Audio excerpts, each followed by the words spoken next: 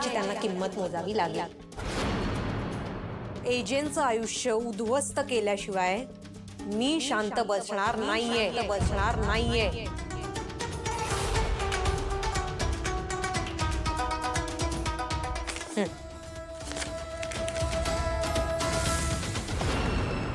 हे काय? ही तू केलेल्या चुकांची कबुली. काय?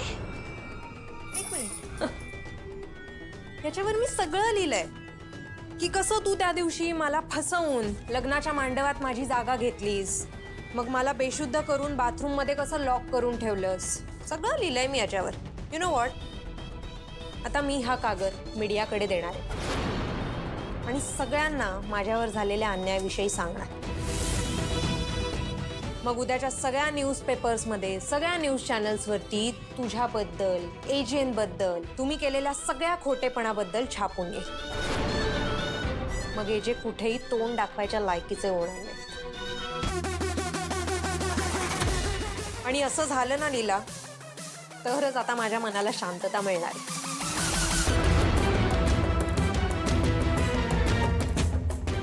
हे बघ, तू प्लीज असं काय करू नकोस. तू एकदम माझं बोलणं ऐकून घे. नाही लीला, नाही. मी आता तुझंच काय, मी आता कोणाचंच ऐकणार नाहीये.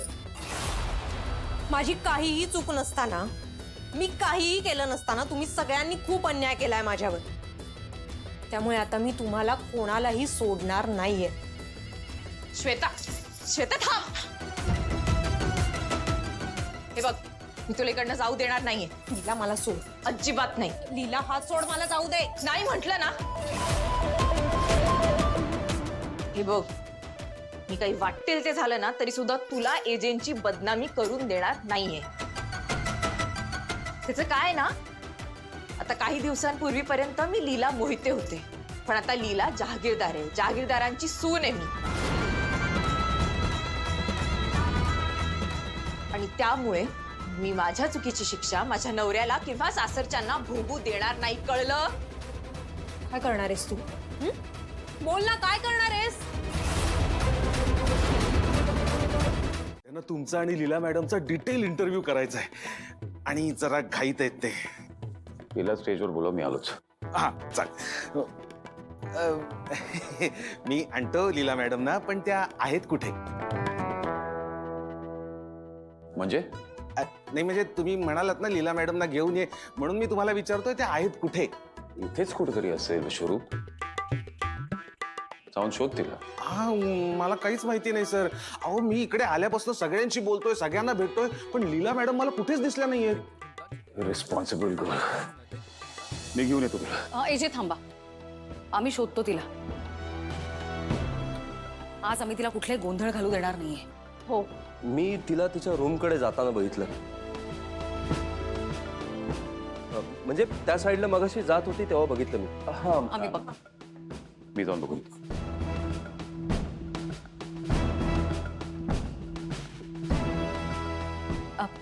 चला आपण आज जाऊयात.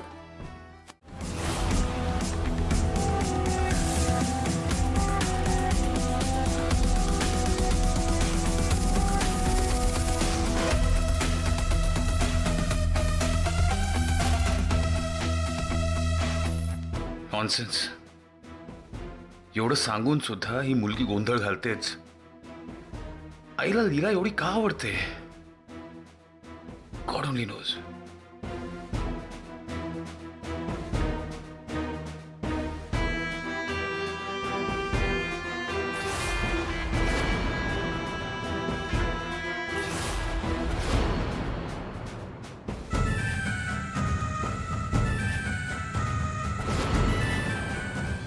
हे बघा, असं काही नाही.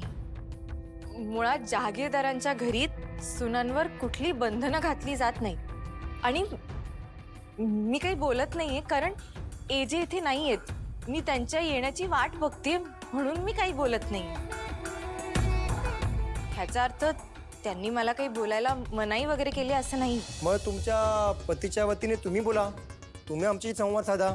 आपण एजे येण्याची वाट बघूया, ते येतीलच. काहीतरी बोला, आम्हाला उत्तर हवी आहेत. तुम्ही शांत नाही बसू शकत. एजे सर कुठे आहेत? आम्हाला उत्तर हवी आहेत. तुम्ही गप्प का आहात? काहीतरी बोला. उत्तर द्या मॅडम, आम्हाला उत्तर हवी आहेत. एजे सर कुठे आहेत? ते का लेट झालेत? ठीक आहे, मी सांगते इथे एजेंनी का बोलवलंय ते.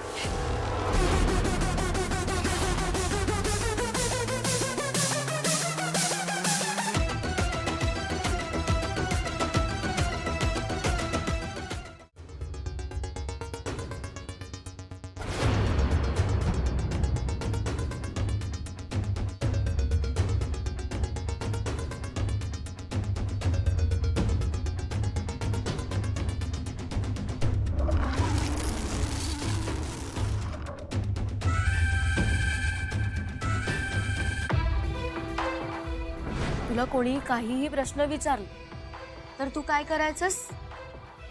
काय करायचं? तू फक्त एजंटकडे बघायचं, ते उत्तर देतील.